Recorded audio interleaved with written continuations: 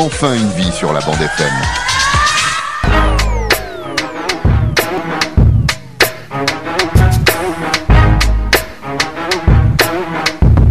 Mixtape Messiah. Le Cercle des journalistes, votre émission d'analyse des faits politiques, économiques, sportifs et bien sûr sur le plan culturel et environnemental chez nous à Anéron, au Togo, en Afrique et dans le monde. Le Cercle des journalistes, votre émission.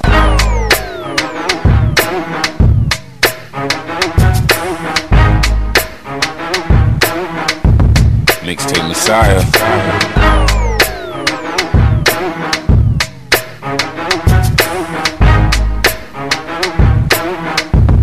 Mixtape Messiah. Voilà, vous êtes nombreux à nous suivre en ce moment sur la radio Delta Santé, la 95.1 FM. Très heureux de vous retrouver. Cercle des journalistes de ce mercredi 8 mai 2019. L'actualité est dense et nous allons aborder donc les sujets, les égrenés, les uns après les autres. Sortie de Monseigneur Philippe Fanouko Podro suite aux travaux de la commission de loi à l'Assemblée nationale qui proposerait un septennat pour la présidentielle et 6 ans pour les législatives. Ce sont les réformes qui sont donc en étude comme ça à l'Assemblée nationale togolaise. Eh bien, nous allons parler de cette sortie du prélat. Ensuite, aujourd'hui, la conférence de presse de la C14 a eu lieu. Et cette conférence avait pour but de faire signer aux partis membres de la C14 une charte. Le confrère Justin là, il va nous en parler. Et puis la crainte de l'ANC sur la participation ou la tenue précipitée des locales et l'immixtion surtout du gouvernement togolais à bout de champ dans les organes et les décisions de la CENI. Meeting réussi du Front citoyen Togo debout le week-end dernier à Lomé. Le professeur David Dossé appelle les Togolais à aller massivement se faire enrôler sur les listes électorales au moment venu en vue des locales. 4 jours de renforcement de capacité des agents d'état civil et secrétaires des chefs traditionnels de la préfecture des Lacs. Une idée du préfet Norbert Tétévi Bénissant, appuyé financièrement par le FNAP-PP, et la formation sera donnée par l'ENA, l'École nationale d'administration. Fort et Sozina Yassingbe se dit soulagé que le président gabonais Ali Bongo Ondimba aille mieux. Il lui a rendu une visite officielle d'amitié de travail hier. Le Bénin est bien calme, précaire. Yahi Boni demande tout simplement à la communauté internationale de ne pas oublier son pays. Il fait constater que la situation n'est pas rose, mais on constate de loin un calme précaire qui règne dans ce pays. Et puis, si nous avons le temps, nous parlerons également de Gboulé Soudelac qui jouera dimanche à l'Est Goport. De toute façon, quelle que soit la physionomie de la rencontre, Gboulé Sou est donc maintenu en D1. Et puis, la grande finale du tournoi de réconciliation se joue entre Béninois et Togolais, New Team Dila Kondi et Expérience d'Akoligo Kopé. Mais également, il y a un sujet dont nous avons donc voulu parler, c'est bien l'arrestation des sécessionnistes de la Volta Region à Ho.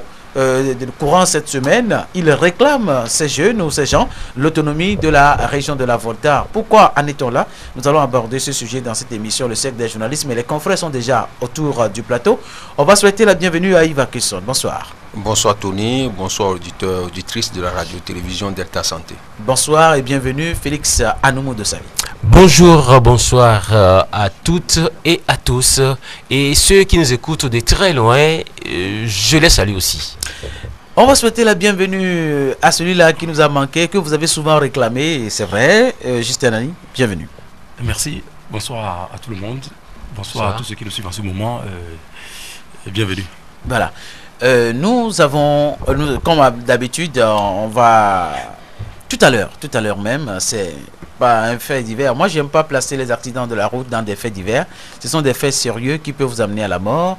En tant que notre aîné dans ce studio, Félix Anoumou de Savi, il y a un jeune homme tout à l'heure et qui passait juste devant la radio-télévision d'État Santé pendant que nous étions ici en train de réfléchir à comment formuler les belles phrases, les bonnes pour cette émission au cercle des journalistes. Et nous avons entendu un bruit. C'était un jeune homme qui était sur une moto et qui a pris le sens interdit de l'autre côté, voilà, et qui allait vers le pont, et on a entendu un bruit. C'était les jeunes agents qui ont prêté serment la dernière fois à la salle de délibération de CB pour le compte de VEC, les volontaires d'engagement citoyen, qui se sont engagés pour nettoyer la ville, qui traversaient la route pendant que lui prenait le sens interdit, parce que dans la tête du jeune, il n'y avait pas. Et donc il a regardé à sa droite, il n'y a aucun véhicule qui arrivait pouvait traverser. Tout d'un coup à sa gauche, c'est quelqu'un qui prenait l'interdit. Il a ramassé d'une manière là, et celui qui a été ramassé et le motocycliste ont perdu la connaissance. Ils sont passés plusieurs heures. On a dû donc stopper les véhicules pour pouvoir leur permettre aux populations de dégager tout simplement les blessés graves, avant que notre ami docteur Déti Kofi ne fasse un peu le secourisme et intercepte, demande à un taxi de les transporter à l'hôpital. Fil de salut. Moi, c'est une situation triste et à laquelle j'assiste des fois quand je vois que des motocyclistes prennent le sens, c'est-à-dire le sens contraire. Des voies, parce qu'ils ne veulent pas contourner ou du moins traverser le terre-plein. Alors qu'est-ce qu'ils font? Si vous voyez que, parce que à Néro, il y a deux voies aller-retour. Maintenant, qu'est-ce qu'ils font? Ils évitent de contourner ni d'aller de l'autre côté en traversant le terre-plein, et ils roulent en sens interdit. À vive allure. À vive allure ensuite. En fait, c'était le problème. S'il roulait doucement, il pourrait éviter. Voilà. Ça dit, même si vous savez que vous êtes en train de violer la loi en allant en sens interdit, mais allez-y calmement. Mais des fois même, vous le voyez, je prends le cas de ceux qui viennent du pont d'Adido pour aller vers l'autosport. Oui. C'est-à-dire juste collé au monument de l'indépendance là-bas. Alors les gens ne veulent pas contourner, et qu'est-ce qu'ils font? Ils traversent et ils font face aux véhicules qui viennent vers eux, et ils roulent à vive allure pour aller vite. Ce qui fait que quand moi je les vois là-bas, je tiens la tête. Il y a d'autres, même les soirs, ils roulent en sens interdit et ils allument les phares. Maintenant, quand tu leur essaies, tu leur parles, tu essaies de leur parler, tu essaies de les faire réfléchir, de les faire raisonner, ils t'insultent, ils t'envoient les mots de n'importe comment. Pas plus tard que hier soir, vous voyez à Yesu Vito, là où il y a même le calvaire, là où Jésus a été crucifié là. Juste après les feux tricolores, un véhicule est garé en face du calvaire. Il n'est même pas garé serré. Il est garé ils s'en foutent. Oh, mon ami. Ça, c'est son accident. Mon ami, mais ce que vous faites là, c'est pas bien. Dégage là-bas. C'est un problème ici. Dégage. Passe. C'est ce qu'il raconte. Hier soir, j'ai eu à vivre cela. Quand ce midi, ou bien cet après-midi, ça arrive, voyez-vous, et je vais, à travers cette émission, dire un grand merci au commissaire de police de la ville d'Anéro actuelle, qui, depuis un certain temps, envoie ses agents pour régulariser les mardis et l'entrée et la sortie vers l'Agbonou, de l'Agbonou sur la nationale numéro 2. On en avait parlé, on s'est plaint entre-temps qu'on ne les retrouvait plus, ces policiers. Voilà. Et on en a parlé également à la mairie. Il y avait un citoyen qui a émis le vœu, qui a soumis la requête au président de la délégation spéciale de la commune d'Anioro qui a promis faire diligence. Et Dieu merci, on les revoit. Mais le jour-là, il se disait qu'il venait quand même. Mais on ne voyait plus là-bas. Donc on a dit qu'en effet, avant il venait jusqu'à 4. Oui. 2 se relayent et ensuite 2 se relayent. Après, ils ont commencé par envoyer 2. Et quand les 2 arrivent, ils se dissimulent où? Dans le marché. Pour réguler juste ceux qui se garent mal, pour prendre quelque chose. En fait, disons-nous la vérité. Mais actuellement, honnêtement, ils sont là-bas. Ils sont là-bas. Ils régulent. Et dès 6 h du matin, dès 6 h, ils n'attendent pas. Le jour de marché. Jour de marché. Ils n'attendent pas. Et 7 h ou 7h30, dès 6 h du matin, ils sont là pour réguler les véhicules qui rentrent dans le marché et qui en sortent. Et ils restent là-bas jusqu'à ce que à 17 et 7h30. Félicitations alors au commissaire. Et on dit bravo commissaire, bravo aux agents, merci surtout. Essayez de ne pas toujours rester là-bas. Sortez de temps à autre et interceptez ces mécréants-là qui nous créent des accidents. Merci. Je ne sais pas, Félix de Savie a tout dit. On a déjà bouffé 12 minutes, mais tu as quelque chose à ajouter. Mais simplement, c'est pour leur dire que la vie est très chère pour ne pas la protéger. Oui. Sinon, protéger sa vie ne veut pas dire toujours rester dans sa chambre. Lorsque vous sortez, respectez les lois de la route. Si vous les codes, pour ne pas dire les lois, les codes de la route. Donc, c'est pour vous dire que ce qui s'est passé aujourd'hui, c'est parce que le citoyen n'a pas respecté le code de la route. Voilà. Et c'est des accidents fortuits qui n'apportent rien. Et c'est grave pour celui-là parce qu'il n'aura pas d'assistance.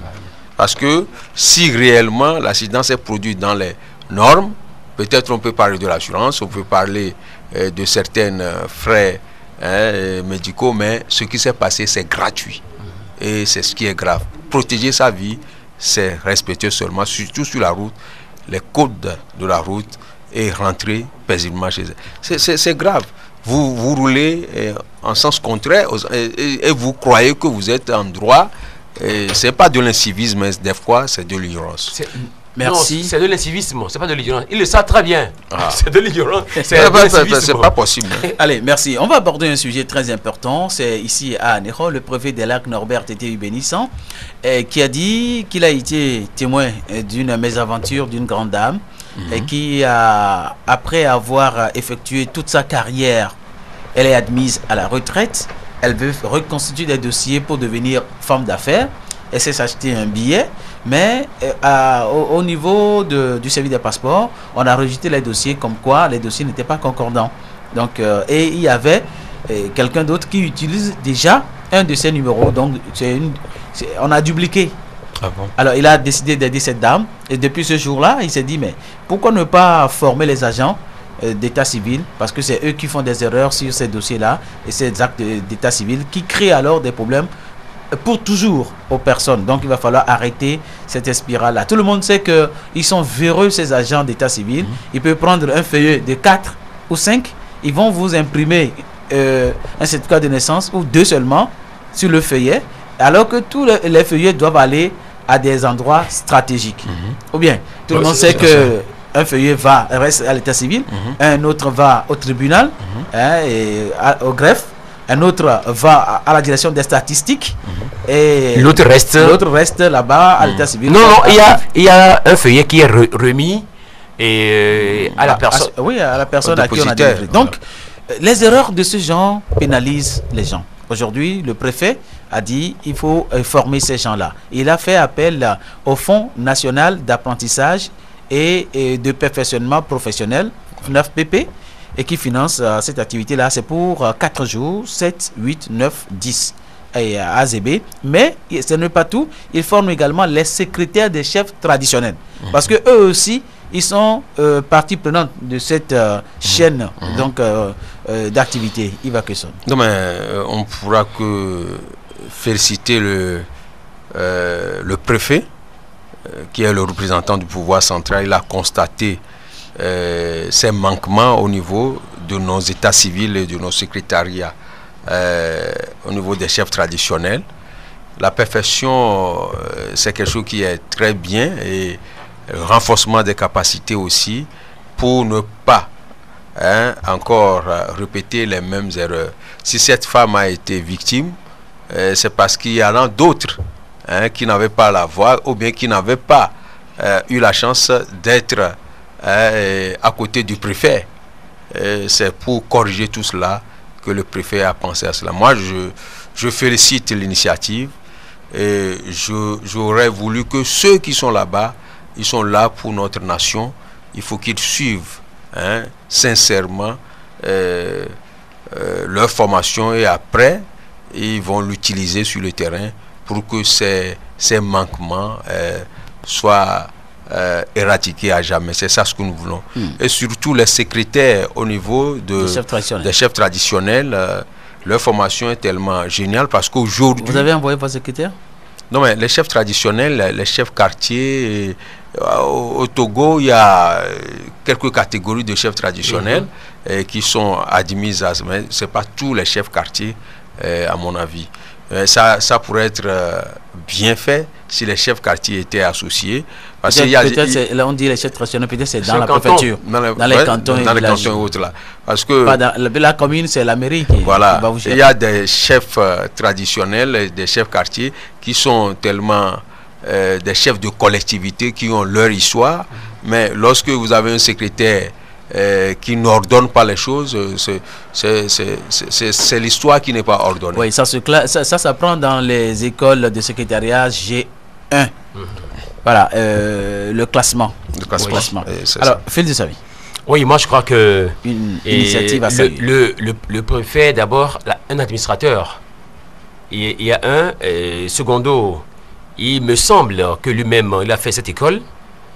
Et les séries techniques, ou séries commerciales, comme on le dit. D'accord. Oui. Parce que il se retrouve dans son domaine. Voilà. Parce qu'il y a la correspondance administrative aussi qu'on apprend là-bas. Voilà.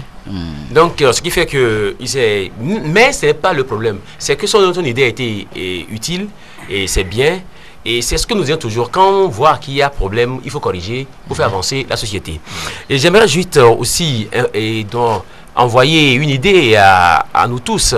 Et surtout quand nous naissons, et on essaie de faire actuellement le certificat de naissance.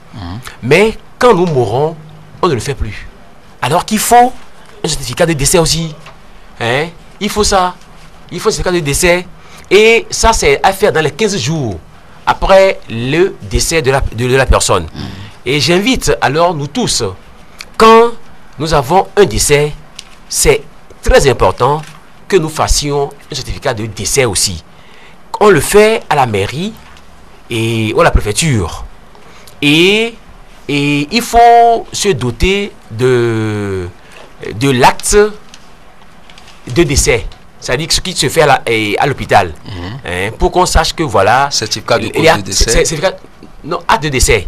C'est après certificat de cause de décès. Cause de décès, voilà. L'acte de décès au niveau de la mairie. Voilà, certificat de cause de décès. Voilà. Donc, c'est un peu ça. Il faut qu'on le fasse. Sinon, quand le défunt ou la défunte est fonctionnaire ou est payé à la caisse de sécurité de l'État, à la caisse nationale de sécurité sociale, et tout cela gêne beaucoup après. Quand on veut faire les papiers de veuvage, on veut faire les papiers pour la pension alimentaire aux enfants, quand on veut passer, ou bien on voudrait avoir une bourse, on demande ça à l'université, on demande est-ce que vos parents sont en vie ou non. S'ils ne sont pas à vie, que faire? On demande aussi cela quand, par exemple, on veut faire d'un individu un mandataire d'une famille. C'est ça. Donc, on demande, est-ce que la personne est décédée, oui ou non? Vous dites oui. Ou à la preuve. Voilà. Si la preuve, si vous ne faites pas l'acte de décès, alors vous repartez à la justice pour faire un jugement supplétif date de décès. C'est ça. Et c'est très long et c'est difficile. Donc, faisons à la fois. facilement, oui. Merci et félicitations au préfet des Lacs. Je crois que ça montre combien on n'est pas préfet seulement au bureau, mais il faut également réfléchir et trouver donc des voies et moyens pour former vos collaborateurs. Justin Anani, oui, parce que là, j'ai rencontré plusieurs chefs cantons plusieurs chefs régionaux que je connais dans le canton d'Aklakou qui sont là, et dont les secrétaires sont en train d'être formés, les agents d'état civil. Bon, d'emblée, je pense que c'est une très bonne initiative. Parce qu'on ne finit jamais d'apprendre, même si on est arrivé à un degré plus élevé dans la vie. Il faut toujours chercher à approfondir sa connaissance et continuer à apprendre. Mais le problème que vous évoquez, je pense que ça mérite d'être réfléchi davantage au-delà de tout ce que nous venons de dire. En ce 21e siècle, si nous avons encore des problèmes de documentation dans un pays, et je pense que c'est grave. Et ça peut traîner au-delà même des considérations qui existent déjà par d'autres problèmes que nous connaissons, notamment en ce qui concerne les élections dans nos pays. Ailleurs, lorsqu'un bébé naît d'office, donc il a ses pièces d'identité. L'acte de naissance, d'abord l'enregistrement qui se fait, et non seulement au niveau de l'hôpital où l'enfant est né, mais également au niveau du service de documentation. Et dans l'intervalle de quelques temps, c'est la nationalité et la carte d'identité nationale. Et ça fait que périodiquement, ça se renouvelle.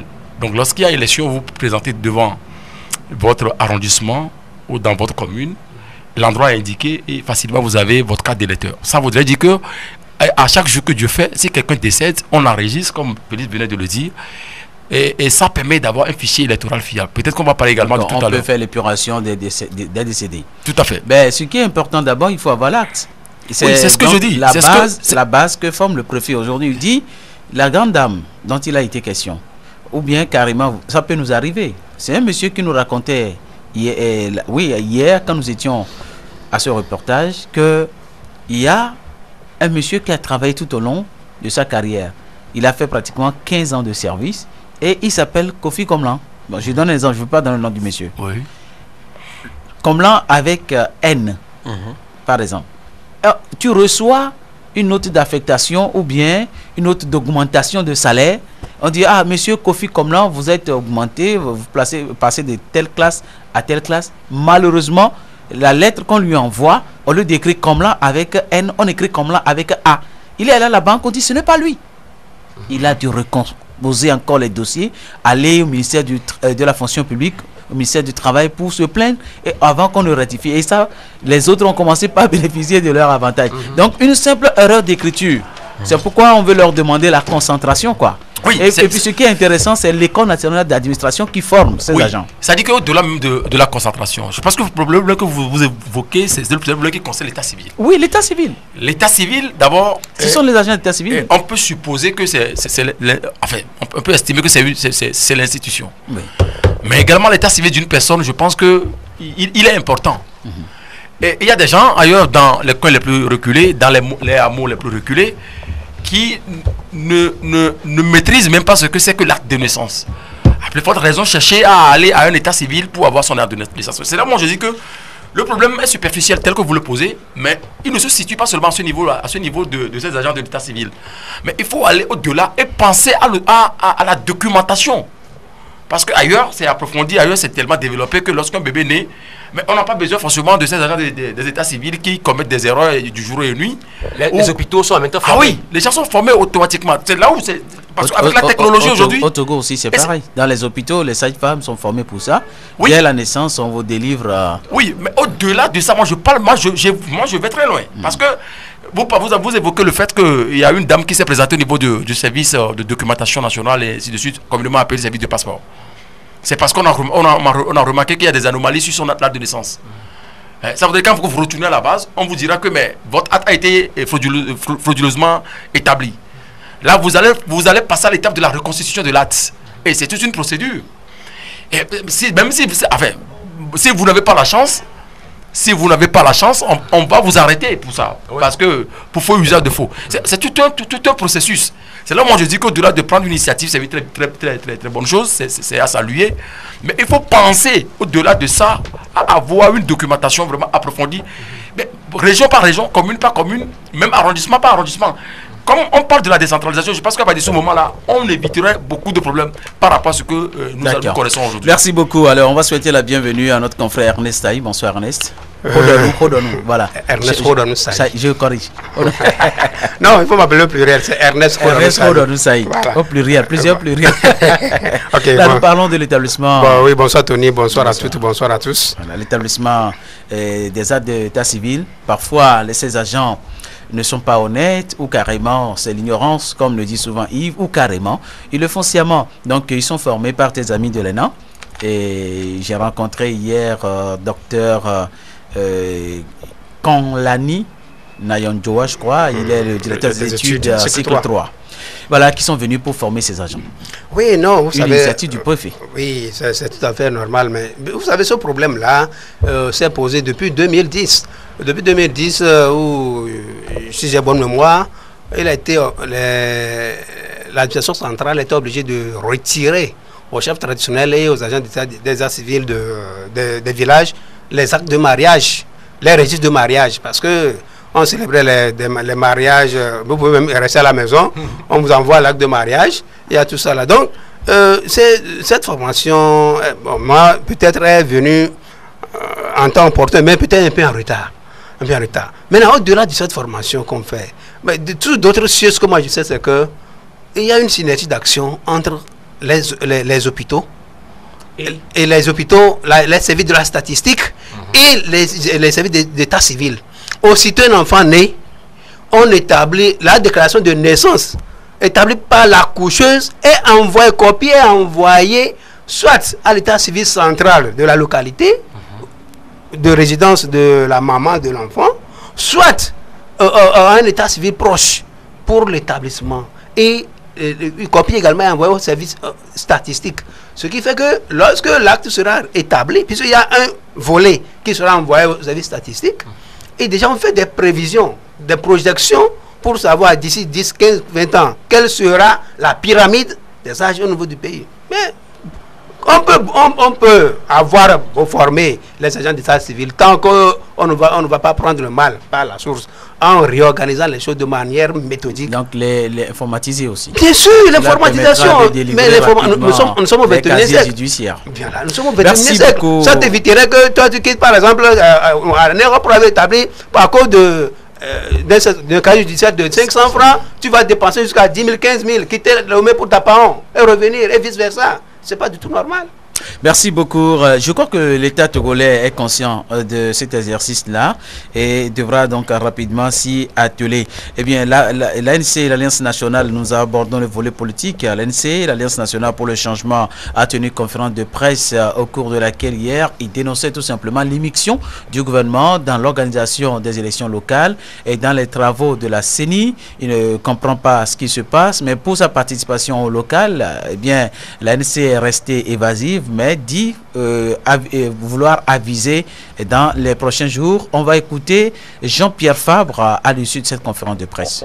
Le premier concerne le fait pour le ministre de l'administration territoriale d'instruire la CENI pour organiser une révision des listes électorales pendant 3 jours. Nous disons que la loi n'autorise pas le ministre de l'administration territoriale à donner des instructions à une CENI. La CENI n'est pas soumise aux instructions, aux dictats du gouvernement. La CENI est mise sous pression, le gouvernement lui donne des instructions et la CENI fait ce que le gouvernement veut. C'est ce qui est à la base des fraudes au Togo. La deuxième chose, c'est le recensement dont parle le ministre de l'administration territoriale. Il parle de révision. Où a-t-il trouvé les fichiers des communes pour qu'on puisse procéder à la révision des fichiers des communes? Ça n'existe pas. Il n'y a jamais eu d'élection locale dans un cadre multipartite. Donc aujourd'hui, il faut reconstituer les fichiers des communes. Et il n'est pas possible d'extraire les fichiers des communes du fichier national. Parce que les recensements pour constituer le fichier national, ce recensement n'est pas identique au recensement des communes. Parce que le recensement des communes fait obligation aux résidents ou aux personnes qui s'inscrivent de résider dans la commune où elles s'inscrivent. Donc, il vaut mieux, pour la transparence du scrutin, que les fichiers électoraux soient constitués commune par commune, dans les 117 communes. Et c'est très facile d'obtenir un fichier national par agrégation des inscrits dans chaque commune. Vous savez, nous avons quitté la C14 pour que la lutte avance. Ce n'est pas pour créer des perturbations au sein de l'opposition. Au contraire. Donc, nous ne voulons pas de polémique. Nous avons parlé du découpage. Le découpage, comme tous les découpages électoraux au Togo, il est unique. Golfe 1, avec discontinuité géographique. Pourquoi on crée des enclaves dans d'autres communes alors qu'il aurait suffi simplement de découper de manière à ce que toutes les communes soient voisines les unes des autres? L'ANC donnera en temps opportun les consignes nécessaires. Pour l'instant, nous demandons aux populations de suivre le débat et également de participer au débat parce que le gouvernement doit informer les populations, la presse, les partis politiques, la société civile de tout ce qui se passe. Et donc, c'est l'occasion pour les populations de s'imprégner du contenu du processus en cours. Et nous leur demandons de prendre part au débat. Vous êtes trop pressés. Nous savons que bientôt, nous devons dire ce que nous faisons. Bientôt, soyez patients et persévérants comme nous. Voilà, Jean-Pierre Fabre que nous venons d'écouter, NSAI, l'ANC dit qu'il ne comprend pas comment est-ce que le gouvernement donne des instructions à la CENI obtempère, mais la loi au Togo dit que la CENI organise l'élection en collaboration avec le gouvernement qui lui donne les moyens. Oui, bon, si la loi dit que la CENI... En fait, la CENI n'est pas une institution qui dispose d'un budget autonome, bien sûr. Même s'il doit avoir un budget autonome, c'est le gouvernement qui doit le pourvoir, ce budget. Bon, alors, c'est pas nouveau pour nous, hein. Le gouvernement togolais s'est toujours immiscé dans les affaires de la CENI. C'est pourquoi moi j'ai toujours critiqué cette indépendance dont on parle pour la CENI, dit Commission nationale électorale indépendante. Non, rien d'indépendant. Lorsque vous avez des représentants de partis politiques de l'administration, en quoi cela est indépendant? C'est pourquoi j'ai toujours... Alors que la CENI n'a pas ses propres moyens. Voilà, c'est ça. Donc je ne vois pas où est l'autonomie et l'indépendance de cette CENI. Alors, mais non, la CENI, en fait, ce n'est pas une institution qui génère des recettes.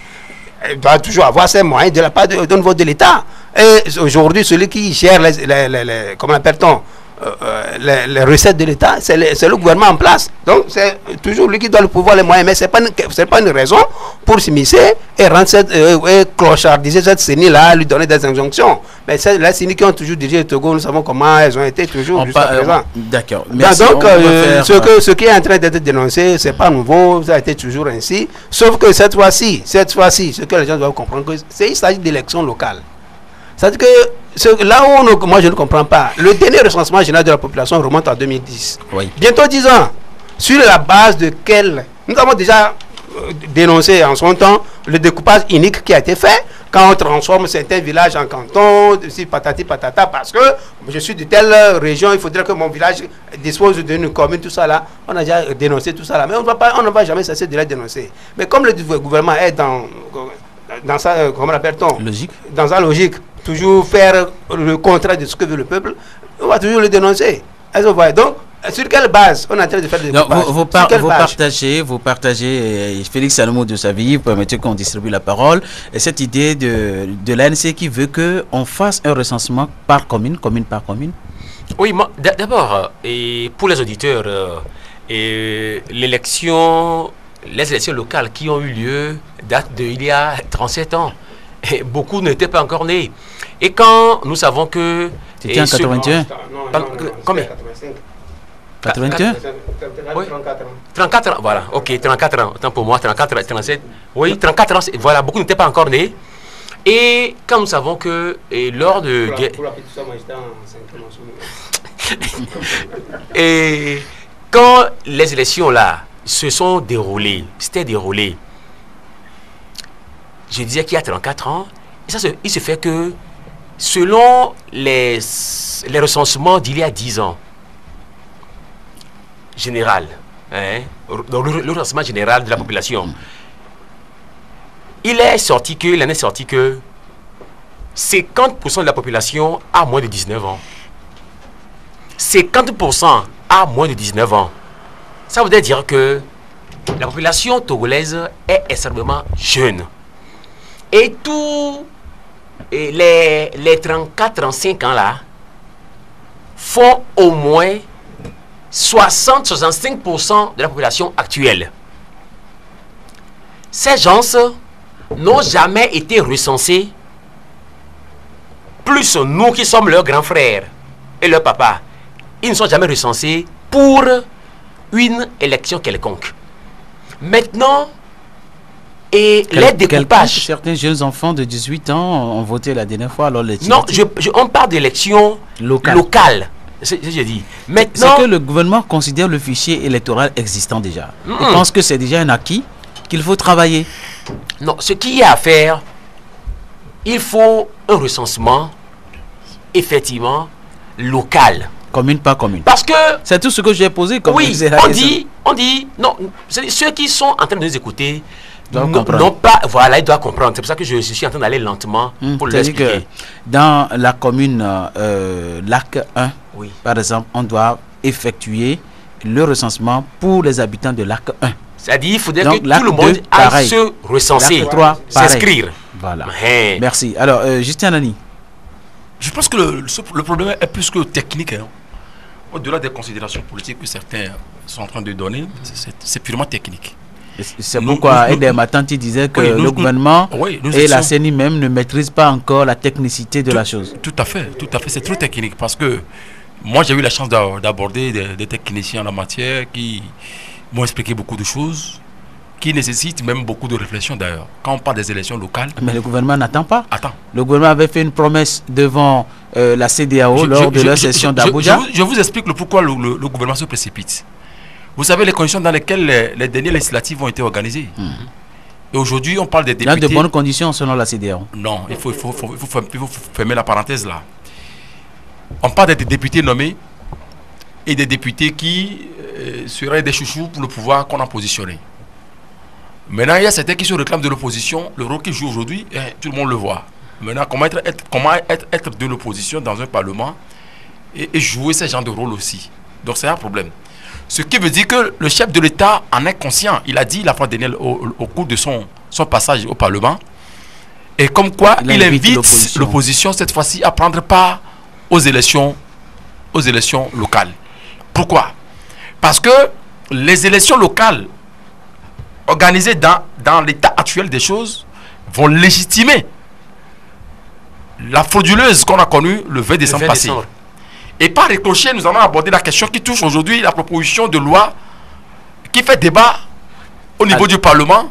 Qui divise même les députés. Bon, qui divise les députés, les divise ou non. Provisoirement, mais c'est ce que... on va y revenir tout à l'heure. Ce sont les députés monocolores. Donc, ça veut dire que le schéma, c'est quoi? On organise les législatives aujourd'hui, enfin, les locales dans les conditions actuelles. Ça permet de légitimer les députés qui sont là. Dans ces conditions, le pouvoir va passer par tous les moyens pour avoir la majorité, afin avoir plus de mairies, plus de communes, d'arrondissements, ainsi de suite. Et par ricochet, et frauder la présidentielle de 2020 qui s'annonce. C'est un peu ça le schéma. Parce que, on parlait tout à l'heure de la documentation de l'état civil. En réalité, c'est au niveau de la base qu'il faut d'abord avoir un fichier électoral. C'est-à-dire qu'au niveau du quartier, ou de l'arrondissement, ou de la commune, il faut avoir d'abord ce qu'on appelle le fichier électoral. À partir de ce fichier électoral, quartier par quartier, commune par commune, canton par canton, mais région par région, ville par ville, c'est l'ensemble qui forme maintenant ce qu'on appelle le fichier électoral général. Et le fichier électoral national permet d'élire le président de la République, parce que là c'est un homme, une voix, tout comme dans les autres élections. Mais ici, vous pouvez être recensé dans la commune peut-être d'Anéro ici et aller voter à Lomé, ça n'a pas d'incident, parce que là, on choisit le président de la République. Il peut y avoir 20 candidats, 30 candidats. C'est pareil peut-être pour les députés. Puisque après pour les locales, ils sont les élus de la nation.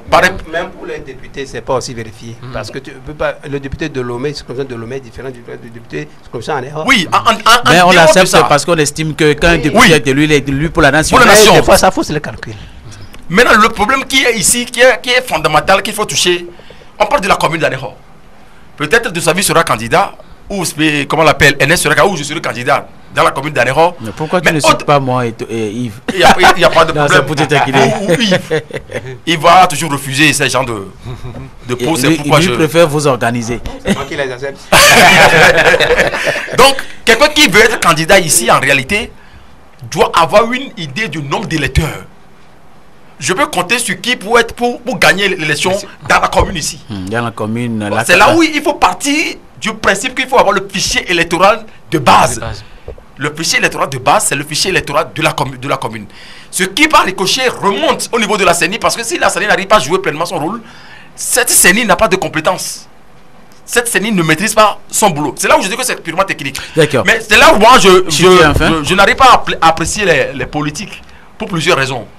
Mais la présentation qui nous a été faite hier au cours de cette conférence de presse démontre en suffisance que les techniciens au niveau de l'ANC ont fait un travail tellement remarquable. Et j'invite également les autres acteurs politiques à aller sur ce terrain, parce que si nous sommes à la télévision, je vais vous présenter peut-être un schéma ici qui démontre en suffisance que quand vous voyez le découpage qui est fait à Lomé, c'est purement sur la base d'ethnique et qui en réalité qui évolue sur des fins politiques. Ailleurs, on en a connu. On prend le Rwanda, on prend le Burundi, c'est parce que lorsqu'on met l'ethnie dans le débat politique, et ça crée de confusion. Et on en a fait avec ce qu'on a connu avec les histoires de Adeti Kopé, et qu'on a coupé de Thiévier, on a ramené à Agoué, c'est parce qu'on veut créer une préfecture à Agoué. Agoué, il y a les autochtones et les allogènes. Maintenant, on veut créer une préfecture pour ceux qui sont les allogènes, et aujourd'hui, on a vu ce que ça a donné. Mais au-delà des mouvements que nous avons connus, déjà, le 20 décembre dernier, vous avez vu ce qui est sorti comme député au niveau d'Agoué. Donc vous allez comprendre que quelque part le pouvoir est dans une logique de calcul. Mais si on veut vraiment aller pas à pas organiser des élections de façon crédible, étant donné que cette élection, bien sûr que beaucoup disent que c'est la dernière remonte en 1985, mais de quelle façon ça a été organisé? C'est pas la même chose, hein? Il faut aussi le dire. Et si j'ai bon mémoire, je me rappelle que c'était à l'époque où Feu de Bava a été, je ne sais pas, maître d'un arrondissement. Le fondateur de l'école Ora et Labora, peu à son âme également, Kokou à Blanvi. Kwakou à Blanvi, je crois, aussi a été maître. C'était le parti unique. C'était autant de partis uniques. Et vous le voulez pas, vous avez voté ou vous n'avez pas voté, on va compter votre voix. C'était ça. Mais depuis le multipartisme, on n'a jamais organisé les élections locales. C'est le pourquoi depuis le 22, depuis que le pouvoir du Togo a pris l'engagement, les 22 devant l'Union européenne le 14 avril 2004 autant pour moi, mais il a été dit que dans l'intervalle d'une année, on va organiser les élections locales. De 2004 au jour d'aujourd'hui, 2019, ces élections n'ont jamais été organisées. Aujourd'hui, on veut les organiser de façon précipitée. Enfin, c'est pourquoi quand vous parlez de 1985, je ne me retrouve pas. Parce que moi, quand vous repérez un peu au document de la décentralisation du Togo, on parle de 1981 que remonte. Non. Les dernières élections locales, c'était en 85. En 85. Enfin, sur ce parti unique. On avait élu les Kokou Fourné consorts. Bon, voilà, à l'époque. Alors, mais bien avant, peut-être avant de chuter, bien avant, il faut quand même rappeler aux gens que lorsqu'on parle de la décentralisation, quand vous remontez un peu à l'histoire, ça date de 1905. Et ce travail a été fait par les techniciens qui ont découpé. Mais aujourd'hui, ce qui se passe, c'est parce qu'on évolue sur le terrain politique. On veut faire de façon politique, pour gagner de façon politique, à la manière politique, que tu remontes ça au Togo. Alors, Yves Akeson, ton avis m'intéresse sur le sujet. Non, mais vous saviez, c'est tellement très bien. Il faut des techniciens pour expliquer cela. C'est-à-dire que quoi? À Anero, nous avons actuellement, je crois, 4 communes. C'est 4 ou 3? Je ne sais pas. Je me perds encore. On dit lac 1, lac 2, lac 3. Ok. Si ça n'est ainsi, c'est 3. Oui. Bon. Si c'est lac 3, s'il y a 3 communes à pourboire à la préfecture des lacs, donc les CELI, ou bien les CENI, doivent être encore découpés en ce moment, parce que c'est des élections locales. Il y aura en ce moment, en principe, 3 CELI s'il faut le faire, dans les normes administratives. Ou bien il y aura leur représentant là-bas. Ou bien on peut ajouter par CELI, si c'est ANC, il y aura 3 représentants pour se faire représenter dans ces 3 communes. Parce que c'est les résultats. Les résultats sont... sortiront par commune. Sortiront par commune et par quartier. Si c'est le découpage par du quartier et par quartier ou par arrondissement. Donc, ou circonscription électorale. Voilà. Donc, c'est-à-dire que si peut-être à Degbenou, nous avons 3 candidats, donc ces 3 candidats doivent savoir automatiquement leur résultat automatiquement à la fin du dépouillement. Donc automatiquement CELI LAC 1 doit avoir des résultats sous la main. Automatiquement après le dépouillement. CELI et LAC 2, LAC 3 auront leurs résultats. Donc c'est à partir des conseillers de ces quartiers qu'on va par le quota, si peut-être l'autre parti a plus de conseillers, c'est entre eux qui vont voter qui vont voter et le maire sortira. Merci donc, pour toutes ces c'est des calculs tellement simples, mais pour faire ces calculs, on va faire ces calculs sur le recensement. Donc vous comprenez les responsables de l'ANC qui estiment que le fichier électoral qui existe aujourd'hui à la CENI ne doit pas être ce fichier de base pour travailler sur les locales. Je crois que même les politiciens, ceux qui sont au pouvoir, reconnaissent cela. C'est-à-dire que... mais pourquoi on fait semblant aujourd'hui? Non, il faut un temps pour les politiciens pour faire des choses. Lorsque vous ne réclamez pas, ils peuvent le faire ainsi. Lorsque vous réclamez, si c'est logique, au niveau des bailleurs de fonds et tous ceux qui sont des techniciens. Le Togo va encore financer ces élections. Même au niveau du parti au pouvoir, il y a des techniciens. Hein, et les Togolais sont des techniciens, je peux le dire. Mais ce qui est en ce moment, il faudrait rappeler que sur les fichiers, si c'est Degbenou, automatiquement, les fichiers doivent être constitués au niveau de Degbenou. Hein? Et on sait automatiquement qu'à Degbenou, il y a 3665 personnes là-bas, par exemple. Voilà. Donc, à Kota, peut-être il y a 2000. C'est sur ces quotas-là qu'automatiquement, on peut dire c'est 1000 par, on peut dire, bureau de vote. Donc, il aura là-bas, si c'est 3000, il aura là-bas 3 conseillers. Donc, c'est des calculs qui sont tellement simple lorsque il y a la volonté de transparence.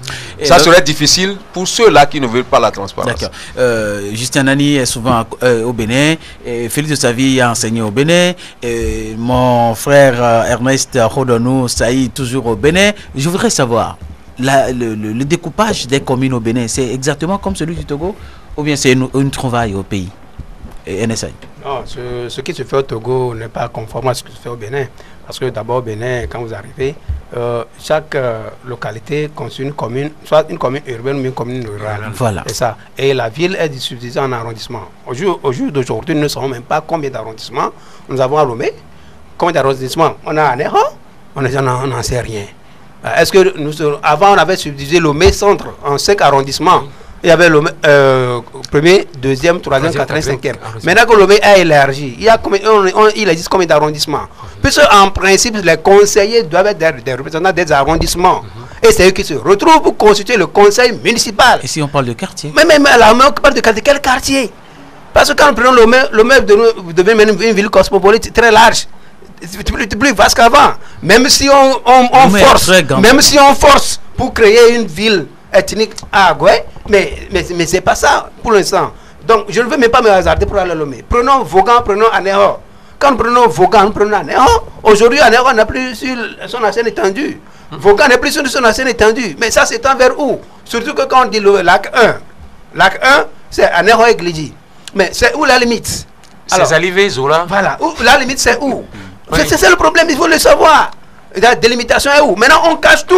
On cache tout, c'est comme si le pouvoir a fait... Non, le pouvoir s'est préparé. Rappelez-vous Félix Sanou de Savie, rappelez-vous Justin Nani, lorsque le chef de l'État, François Zinanya-Singbe, avait regroupé tous les chefs traditionnels du Togo avec à leur tête à Agokoli, à la Loué 2, à qui il avait dit, oui, on va faire des découpages, ça va faire mal, mais comprenez que on va nous apaiser sur la géographie, mais pas forcément sur l'histoire. On a divisé des frères comme ça, voilà, des Tikopé qui est coupé. Oui, de Zion, Tony, et ainsi de par suite. rapport à ce que le chef de l'État avait dit, d'accord. Donc ça veut dire que c'était prévisible. Les concernés, les administrateurs que nous sommes, que nous sachions réellement quelles sont les délimitations. Mais ça ne va plus être en vase clos bien caché aux populations. Bien, c'est une propriété du chef de l'État. C'est délimité. C'est délimité. Non, fait de sa vie. Bon, ok, l'acte 1, l'acte 2, l'acte 3. L'acte 1 se limite où? Il y a combien d'arrondissements dedans? Il y a combien d'arrondissements? C'est toi qui as posé la question par rapport à la délimitation entre le Togo et le Bénin. C'est pourquoi moi je te réponds ici. Alors donc, c'est pas la même chose qu'au Bénin. C'est ce qu'on m'avait dit. Merci. Alors, pour le Bénin, c'est plus clair. Oui, et même un enfant qui est né aujourd'hui au Bénin, c'est dans quel commune, dans quel arrondissement il est. D'accord. Justin?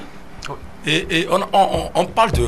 Sinon, Félix de Savie avait la parole. Oui, il n'avait pas encore. Ok, donc moi je me dis, c'est plus simple. Ce serait plus simple de dire seulement, nous allons créer des communes urbaines et des communes rurales. Et dans les villes, ce seraient des communes urbaines et dans les villages, des communes rurales. Et on s'était plaint ici également par rapport à la délimitation au découpage que certaines communes vont vivre vraiment pauvres par rapport à leur délimitation. Et ça a toujours été ainsi, même les pays. Découpage. Même les pays. Et les pays, il y a des pays qui sont bien lotis. Il y a des pays qui sont mal lotis. Oui. Mais ça dépend aussi. Il y a des pays qui sont... Même en Europe, ça existe. Oui. Et n'oublions pas qu'il y aura une contribution de l'État, une subvention que l'État va apporter. Si nous prenons le cas de la commune d'Anéro. Oui, puisque tu dis que certaines communes seront plus favorisées économiquement que d'autres. En clair, quand nous prenons la commune Lac 1, qui est ouverte sur l'océan Atlantique. Oui. Ça veut dire que les revenus que vont générer les commerces sur la mer, c'est la commune 1 qui bénéficie, pas la commune de Lac 3 ni Lac 4. Là c'est clair. Okay. Mais quand même, il y a d'autres possibilités. Si on venait à construire un port de pêche à Anéro, par exemple, c'est la commune Lac 1 qui en bénéficie. Oui, c'est clair. Économiquement. Oui, Tony, c'est là même ce que se pose le problème des finances publiques et des finances locales. Voilà. C'est pourquoi je dis qu'on ne va pas quand même se hasarder sur un terrain aussi glissant. Il y a des recettes qui doivent aller uniquement qu'à la commune et d'autres recettes qui font partie parce que s'il fallait embrigader tout pour la commune, mais le pays n'aurait plus de recettes, de ressources. Mais c'est ça le problème. C'est l'organisation financière. Très bien. Maintenant, comment ça se fait? Vous ne pouvez pas aller dans ce sens-là et dire on veut organiser des élections locales, vous gardez tout pour vous. Mais il faudrait que la population qui ira à ces élections-là sache réellement à quoi s'attendre quand après les élections. À quoi doivent en clair, il faut encore des mouvements de sensibilisation pour expliquer de fond en comble cette histoire aux populations. En réalité, mais c'est pas pour cela qu'on ne va pas aux élections, non. Mais je dis, depuis là, le pouvoir, en cachant ces choses-là, il est en train de se créer lui-même un problème. Parce qu'après tout, on veut avoir des frictions. En réalité, on doit mettre en place une commission électorale nationale. Parce que ajouter le mot indépendant. La commission électorale nationale indépendante est là. Lorsqu'on met en place la commission électorale nationale, c'est la commission électorale nationale qui arrête son hologramme. Et après avoir arrêté son hologramme, parle maintenant des financements. C'est avec le soutien maintenant du gouvernement. Et c'est la commission électorale nationale, après avoir arrêté le hologramme, qui déclenche les hostilités à travers les parties prenantes. Et hier, les techniciens l'ont également dit qu'en réalité, nous qui sommes les journalistes, enfin les communicateurs du moins, on ne maîtrise pas grand-chose dans ce débat. Ça, c'est vrai. On va communiquer quoi? On va dire quoi aux populations? Les acteurs ou les parties prenantes, le débat est lancé, chacun va donner sa position. À chaque fois que nous invitons nos journalistes sur la décentralisation, on donne des informations superficielles. Aujourd'hui, voilà, vous êtes tous les trois en train de rentrer dans les profondeurs du sujet. Oui. Tout à l'heure, moi j'ai eu la chance. De la délimitation. Moi j'ai eu la chance. On a parlé économie, tu as parlé technique par rapport au recensement. Moi j'ai eu la chance de participer à un séminaire qui ne date pas d'aujourd'hui, 2002, organisé par la fondation Friedrich Ebert. Dans un premier temps, à la maison de journalisme à Lomé, au niveau de Nicorakwe et Noukafou là-bas. Et après, je suis allé à Cotonou prendre part également à une autre formation sur la décentralisation. Ce que venaient d'expliquer mes confrères tout à l'heure rentre dans la droite ligne. C'est parce que les Béninois ont compris à un moment donné qu'il faut sortir de la crise du calcan. Et on fait les choses avec les normes standards. Mais aujourd'hui, ici, on se base sur des calculs politiciens. On ne veut pas organiser les choses à la normale. Comment faire pour conserver le pouvoir? La conservation du donc, pouvoir. Ce qu'on va faire, même au plan local. On ne peut pas parler. En réalité, il y a ce qu'on appelle les acteurs étatiques et les acteurs non étatiques. Parce que lorsque vous rentrez en politique, le débat est tellement grand que les acteurs étatiques, qui sont les gouvernants, ont la possibilité de faire des propositions, et les acteurs non étatiques qui sont du côté de l'opposition, notamment la société civile. En réalité, la société civile, c'est le contre-pouvoir de ceux-là qui sont les gouvernants. Et quand on propose, c'est en fonction de cela que maintenant les acteurs étatiques évoluent. Mais ici, qu'est-ce qui se passe? On considère ceux qui sont dans la société civile comme des opposants. Soit vous êtes étiqueté, c'est parce que vous êtes tel proche de tel parti politique, ainsi de suite. On manipule les journalistes aujourd'hui. Aujourd'hui, il faut le dire, il faut avoir le courage de le dire, c'est parce que vous ne l'avez pas énuméré dans votre, je sais pas, programme sommaire.